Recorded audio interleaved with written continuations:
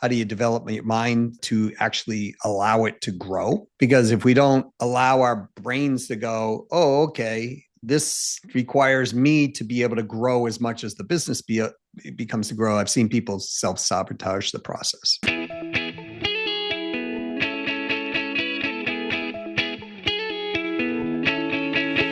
Hello and welcome to Center for Victory's podcast of Your Best Day Yet. At Center for Victory, we're here to help unlock, reinforce, and enrich relationships through personal and professional development. I'm Eric Guy, Chief Victory Officer at Center for Victory.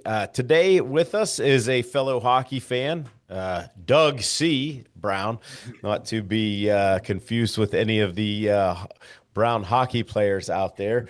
But Doug is the CEO of CEO Sales Strategies, trusted sales revenue and growth expert who helps businesses achieve their sales growth goals. I'm going to let him tell the rest of the story because he seems like a guy we want to talk to on here.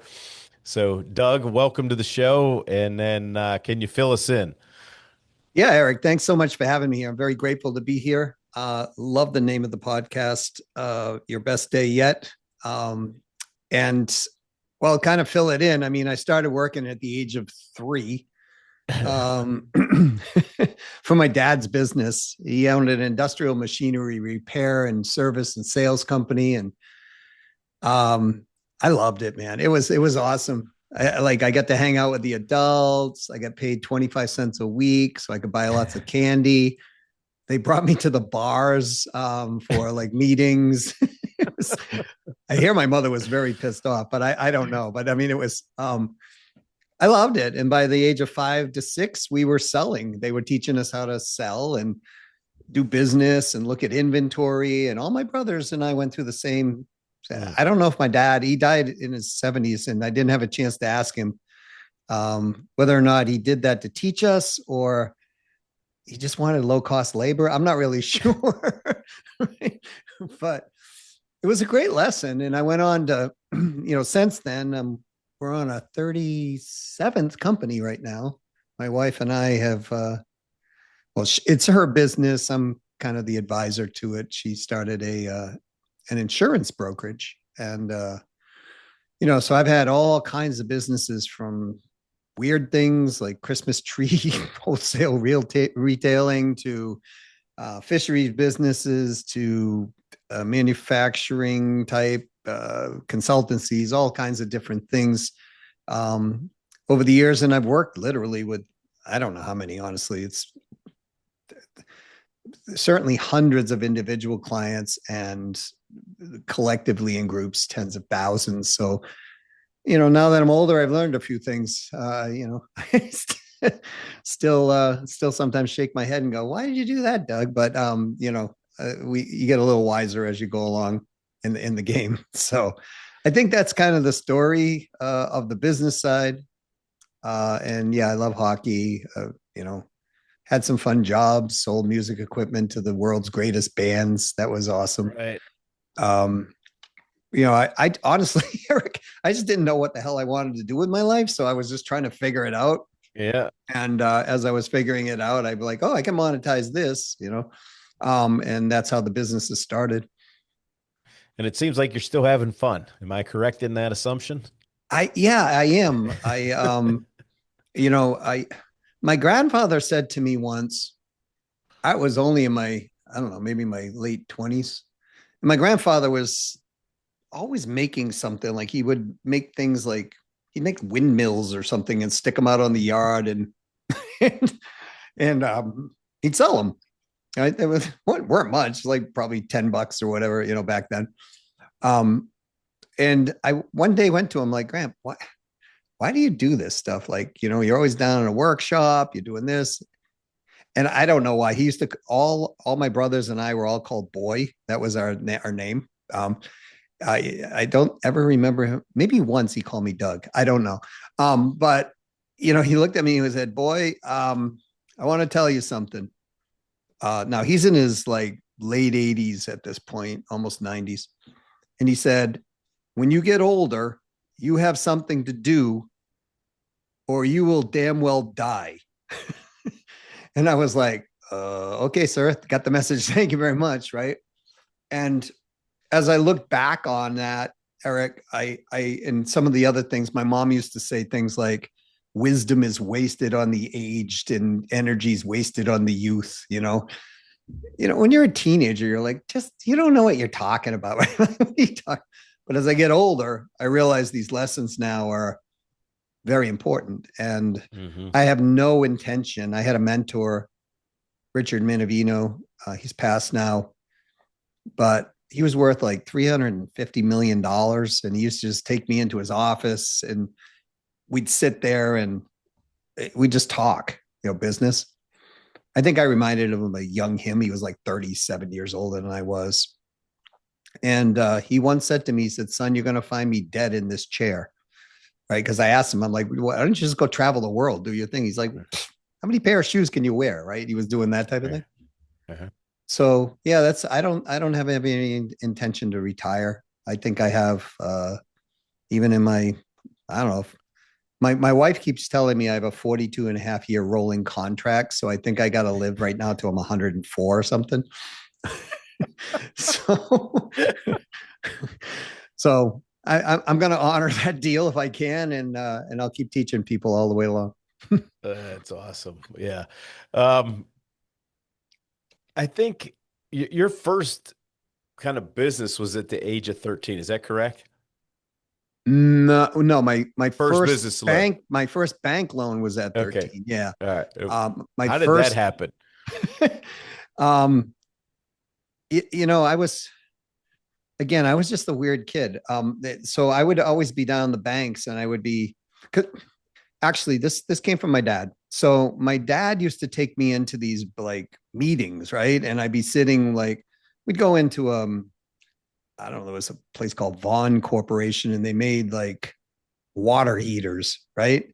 And I'd be sitting next to my father while he's talking to the owner or the CEO. I don't even know what he was. I was so young, but the guy, and I'd be like absorbing these things in business meetings. And they always talked about cash and cash flow and this type of thing and all the, how it all works. And I don't know, I just got around some bankers one day and I'm like, well, these probably people I should be hanging around. So, I just kind of hung out there, but I was too young to get the bank loan because by law you needed to be 18. Mm-hmm. So I'm the youngest of four. So I persuaded, didn't heavily have to do this. I persuaded my brother to co-sign for the loan, and I got a $1,500 business loan, and it was for the music business actually. And I wanted to start a band and make money in the band. And I was a keyboard player at the time, and back then, if you could play keyboards and even do backing vocals, you were in, right? So I was playing in a band where these guys were all like in their 20s. Um, my mother did not like that one at all. Um, and anyways, I was able to do that and figure out with the guys how to monetize it and paid the loan off in a year. Um, and then the bank did something I think was illegal, but they gave me a credit line for $2,000 when I was like maybe 15. And then for some reason, the guy who gave me the loan, the credit line, he departed the bank like, I don't know, 3 months after or 2 months after. So I don't know if he was just doing this for everybody, but um, anyways, yeah, that's how that came about. And I started establishing credit like that as early as I could. Um, because something, I always watched my dad, he needed, like, maybe they needed inventory money or they needed something in the company. And he always told me it's not cash slowage that will stop you. It will be cash stoppage that slows you, not you have lower money coming in than you need short term. It's when you don't have access to funds. That's when you're in trouble, which is, I think is right because I've been there a couple of times in my life and that's not fun. Yeah. Well, a couple other things that you didn't mention, right? You played in the bands, but you also were one of Boston's top DJs. Is that correct? Yeah, crazy enough. Yeah. Yeah. Yeah, I was one of the higher paid DJs in Boston, which was really nice. Yeah. Um, we were getting like back then, I mean, sometimes we were getting like $3,000 or so a night to Wow. play. I know some DJs now get like ridiculous money, but back then you didn't for a DJ. Yeah. Um, that was more than a band was getting paid, which is, you know, um, so yeah, I did that and I did mostly mobile work, which means that you kind of go to locations and set up and do that. And yeah, I was playing these like crazy, like McDonald's, uh, all of USA and whatever international Christmas parties. And they were on like the 52nd floor of these buildings, all glass. And I'm like, I grew up this like lower middle class like kid, you know what I mean? My dad had a business, but it was still, it did okay and he survived it for 18 years. But I never would have expected to be hanging out with like the CEO of Fisher Scientific or the McDonald's or you know what I mean, like all these people. And again, it was great education because I saw how that side of the world lived a little differently than how we never went hungry, and I always had enough money or more money than I needed. But it was just one of those things when you start to like it's like in the music business, if you're hanging around with like the local band or back then Ozzy Osbourne, it's a very different experience, right? So it was like that for me. But yeah, I loved it. I had a great time doing that. Yeah. I mean, you cut your sales teeth, so to speak. Uh, selling to bands, Aerosmith, the Eagles. You mentioned Ozzy Osbourne. I mean, how did those early experiences shape your approach to sales and business? One of the things, it's a great question. I never sold to Ozzy. I wish I had of. Okay. But the one of the things I learned a lot in that music business was no matter how successful you are, you could be an idiot or you could be a really good guy. Right. It was like I was working with people that like literally people to today still buy their music and still revere them as like the highest caliber people that were ever in the music business, like, Aerosmith and Boston, well, the band, Paul McCartney and the Wings type players, Billy Joel's band, and then a bunch of others. And some of these guys were like the nicest people on the planet. And some of them were arrogant, egotistical people, and their bands fell apart due to that factor. So it taught me two things. No matter at what level of success you're at, you can always fall, you know. Um, and the second thing is just be nice to people because like life's too darn short. A lot of these musicians, like even the nice ones, like Brad Delph, who was the lead singer for Boston, he ended his life early. And it's like he's Brad Delph, the Boston. I mean, guy's got a voice of an angel, and they had the one on the number one selling top albums for a long time, right? So, but people have challenges and things, and just like help them. You know what I mean? Like that's you can still get paid, but help the people, right? And so yeah, I learned that no matter what side of stardom you're on, and we can see that even today with people like Christina Applegate getting ill, for Mhm. whatever, I mean, people just get sick, and no matter what position they're in, we're all human beings at that moment, regardless of the status. And that, so I Yeah. always treat people that way, Eric, no matter who they are. I don't care if you're the CEO of Google, or I don't care if you're the CEO of Joe's company. It doesn't matter to me. You're still important. Yeah, and then I mean, you just have experience after experience. You did serve, and thank you for your service. 12 years in the U.S. Army. Thank you. Yeah, All that right. was fun. Whew. Yeah. And well, how did that experience shape what you're doing now with the sales strategy, leadership? Yeah, the thing I learned in the military was you can endure anything for 6 months. Like, because I mean, sometimes you get yourself into places it's like, uh-oh, right? Yeah. Um, but you can really like, never mind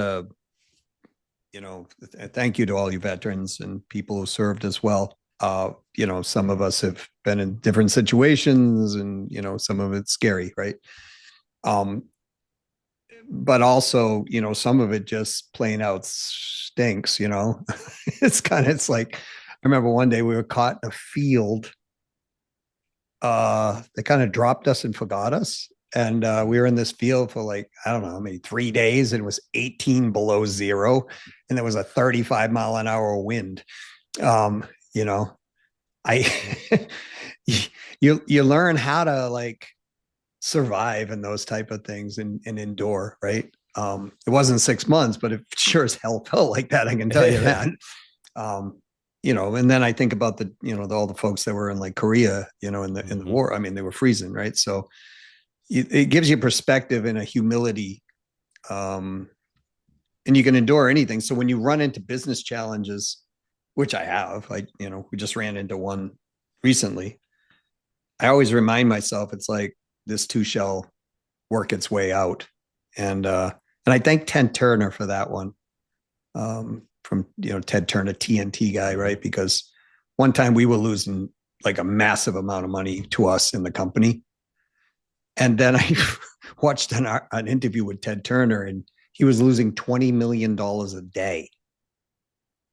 And I was like, I got no problems, man. He's got $20 million Yeah. a day going out. Like, how is he holding this together? I'm Yeah. I'm worried about $20,000 a week, Yeah. like that type of thing. So um, that's I don't know. That's how I look at life, anyways, going forward. And that's what I learned from the military. Yeah.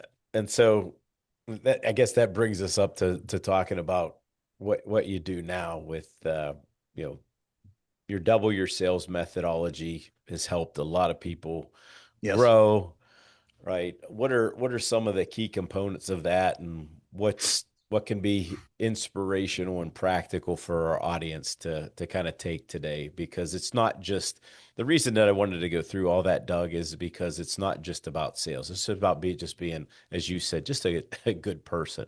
Like if you go and do the right thing, a lot of times the right thing will find you. So what have you learned, and what do you do to help people move the needle? Sure, I'd be happy to do that. I think you said something profound. It was like, if you do the right things will find you, or something of that nature. And that is absolutely true. I have found that to be true in my life, and I've had to remind myself of that sometimes. So if I didn't want to gloss over that, Eric, because it's profound when people really understand how that works. Some people call it circumstance, or, oh my God, it just happened. No, no, no, no. You made it. You were actually in that direction. Um, but to answer your question on the key components, the the W sales methodology came about because I was working with Chet Holmes. And Chet, we always talked Uh, about, you know, I was the president of sales and training. I was an independent in the company. And then a nice guy, tall, big teeth, very smiley, named Tony Robbins came along, and he came in and bought in part of the company, and they became partners. So I became the president of sales and training for Tony Robbins and Chet Holmes wow. and it was awesome. I loved it. And I was with those guys for 7 years, and I really broke a lot of records that they weren't, not album vinyl records, but sales records and Yeah. revenue growth records. And I sort of developed that component because Chet used to always say we're going to double sales, and I was looking at the numbers, and I'm like, some people do, but most people don't. And I'm like, it's not. These concepts are great, but how do we make this predictable? Right? I want to, if I meet you, Eric, and you did business with me, and we happen to be, I popped into, I don't know, a Pittsburgh Penguins game, and we're sitting next to each other, and you're like, that's you and that's me. Okay, cool. I don't want you to, want to give me a black eye, right?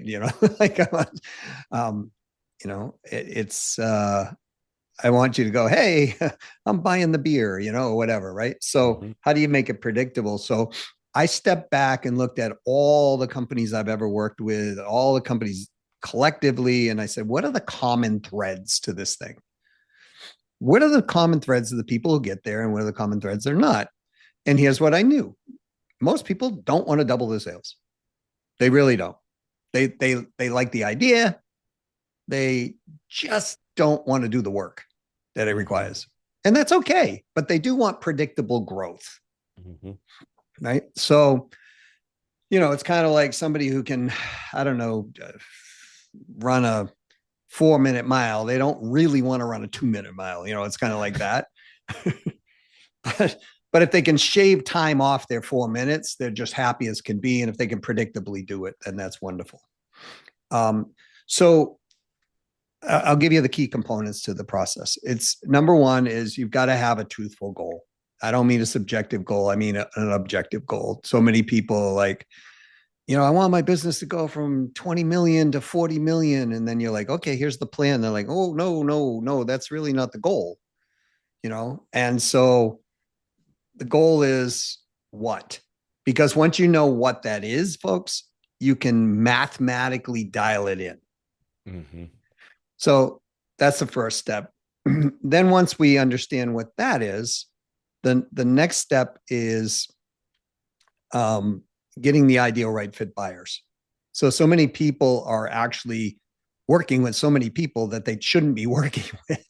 And they just out there selling stuff or trying to do stuff. And they really haven't asked the questions like, who buys the most, the fastest, the easiest, who I love to work with, and who has access to those people, and how can I get more of those people, right? Which leads into the next step, which is uh, I call it the master prospector outsells the master closer every single time.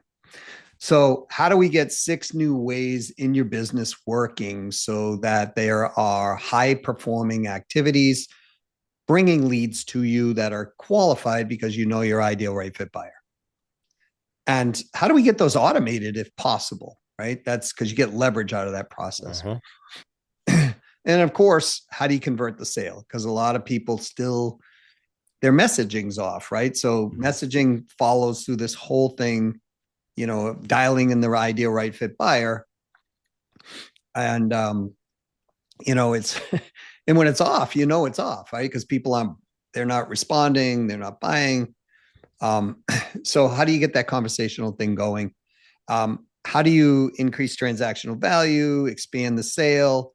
It's another component of the process. How do you follow up like crazy? How do you develop your mind to actually allow it to grow?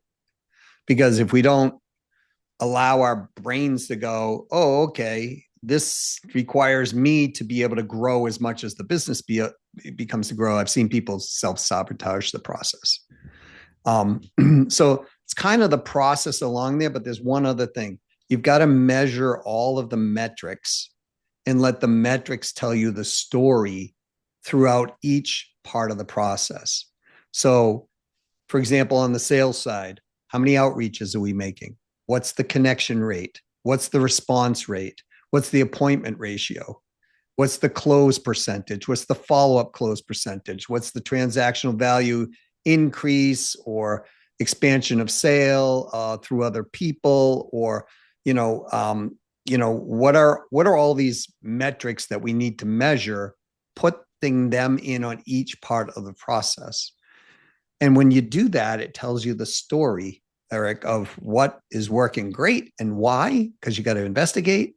And if it's not working, why it's not working, because you got to investigate. And then you can make adjustments and corrections.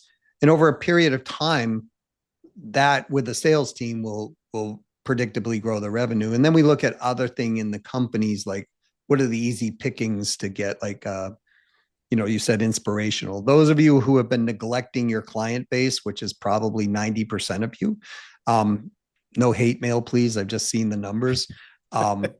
It's just go back and re-engage your dormant buyers, the ones who bought from you that you're just not paying attention to. And when you do that magically, as you said, doing the right thing will follow.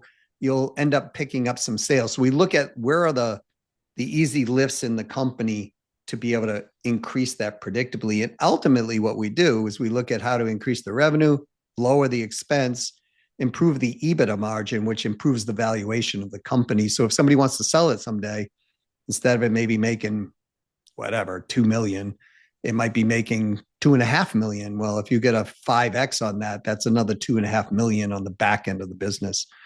And that's what's been very, very successful for companies. Uh, Fun side fact, Doug. Yes, sir. Uh, I bought Chet's program years and years and years ago when it was on CD, and I still have it. Ooh. I That, still have.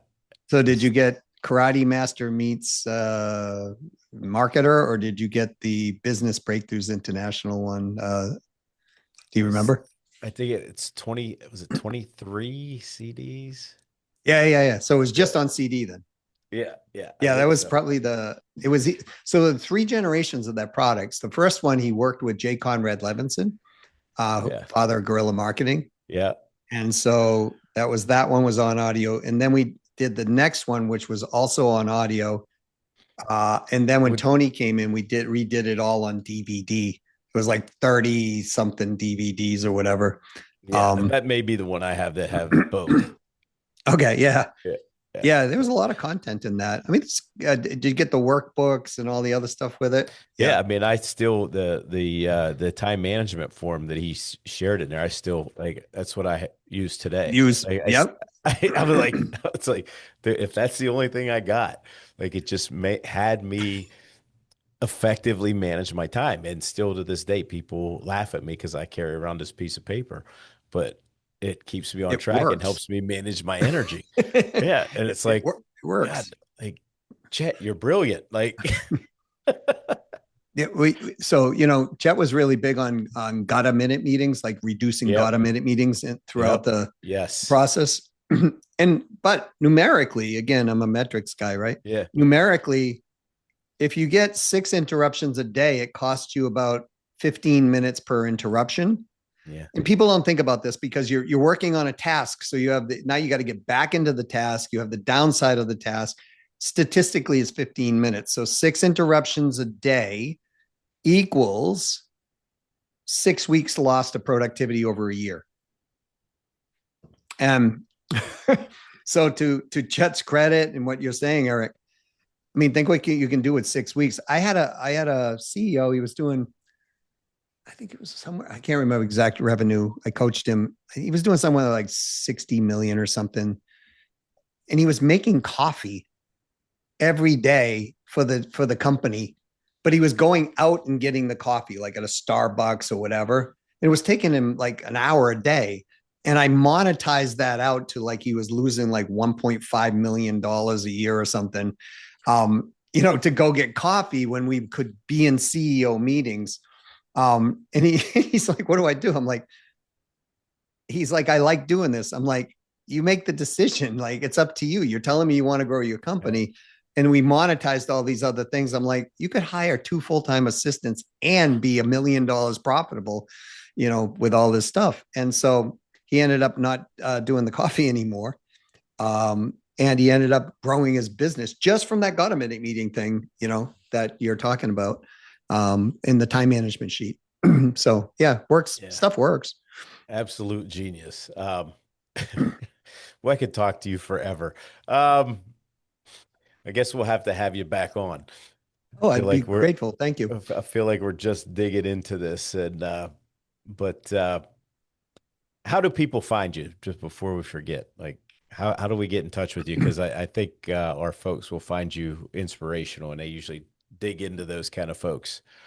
Yeah, I mean, thank you. And they can reach out to me directly by email if they want. It's Doug at ceosalesstrategies.com. Sorry for the long URL. We wanted something to describe what we were doing. And you can get me on LinkedIn, Doug Brown 123. Um, My cell phone number is 832-549-4836. Please, no spam text. Please, please, please. Um, I have people who are checking my email, and if you reach out, just put Eric's name in there, please, Eric Guy, and then say, hey, this is what I'm looking for. If you want to join our newsletter, we put out a kick-ass news. Oops, sorry. We put out a really good newsletter. Um, so ceosalesstrategies.com/newsletter. I know that's not too brilliant, but it works. Um, you know, Eric, can I get, if people want access to the 2X course, like I did a mini uh, version of the 2X. If you want, Okay. they can have it for, gratis Yeah. for listening. Yeah. It's just ceosalesstrategies.com/2X, the number 2 and X. And just, you'll exchange your name and email address, but you'll get access to that process. Wonderful. Wonderful. Wonderful. Yeah, we should probably wrap up, Doug. Let's just have you back on, and Okay. love to chat more about sales and things like that. But appreciate it. But with everybody, we always ask people, because of the podcast name, your best day yet. What does that look like for you? So I knew this question was coming because you had said this before we got on, and I was like thinking. So here's the thing: it's not going to sound like huge, but recently I just had, over the last, say, 60 days, I had this really bad health scare. Right, I had this pain in my abdomen. I went into the hospital. They couldn't figure it out what the heck was going on. They did my blood work. My blood work was all erratic, and I'm like, what the heck? The doctor walks in. He goes, I'm not sure what you got. And I said, okay, that makes two of us. And he said, funny guy. And I said, it's kind of how I look at life, right? And he said, look, your life pace is way off. And I said, well, that indicates pancreatic issues, because I had degrees in the medical field originally, Mm-hmm. right? And he said, yeah. He goes, you might have pancreatic cancer. And I'm like, in my head, I'm going, okay, that gives you at best a year, right? Then he's like, but I don't know. It could be liver cancer. It could be colon cancer. It could be, and he named off like five. And I'm like, funny guy, right? Yeah. So, it makes you look at life differently when you hear those words. Yeah. And so for the last 60 days, they've been putting me through all these tests. And then they finally come back and go, you're healthy. You're fine. Like, you couldn't have said that day one, that's a possibility, right? But it really made me reassess things, Yeah. you know? And so, to answer your question, my best day yet for me is when I wake up enthused. My best day yet is when I see my wife, my two daughters. I know I can go to the gym that day. I know I got the opportunity to help someone else. Um, and, I'm breathing and everything's, working as it should. And I know that's not like this, like, wow, pie in the sky thing, but, I, throughout my life, I mean, I've been associated with people who, got billions of dollars who are frankly unhappy. And I got people who have billions of dollars are happy, as well. And I've had people who don't have much and they're happier than people that do have a lot. So I really think it comes down to, my best day yet is if I'm just living my life being myself, because when you look at that short term, what, like I did, like, oh no, Mm-hmm. this might be 3 months, this might be 6 months.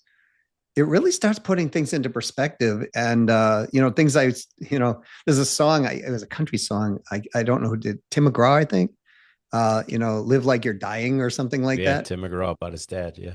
And I really kind of embraced that. And I think that's my best day yet when I do those things. Very profound. Thank you for that answer. Appreciate it.